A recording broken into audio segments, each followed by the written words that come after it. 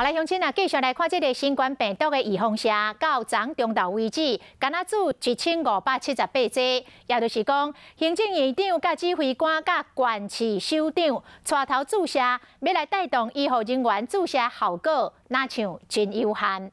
若这个陈时中做完着疫苗了后有小可发烧，伊讲这是正常的反应，唔免担心。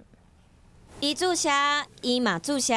昨天晚上我有稍微的发烧，才拄退烧，陈时中恐惊嘛会头壳冇咧烧。A G 疫苗22号开始注射，到23号中昼才注1578剂，风险上悬，以及1号注射1.56%。注射的风气敢若和天气同款冷。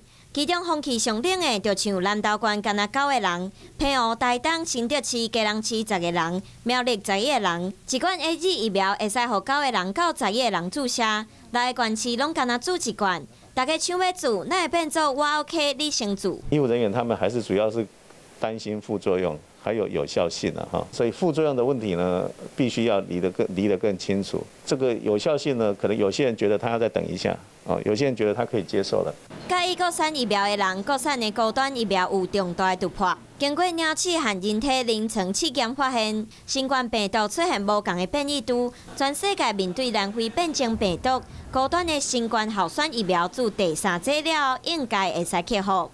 我们还是力拼，我们6月底要拿到台湾的这个紧急授权。其实现在已经开始在编量产了。 国产疫苗高端和联雅进入第2期临床试验，目标上紧伫年中会使得到食药署紧急使用授权量产。只要国产疫苗研发成功，总统蔡英文表示，家己的疫苗家己注，伊会是注射头一天的台湾 No.1。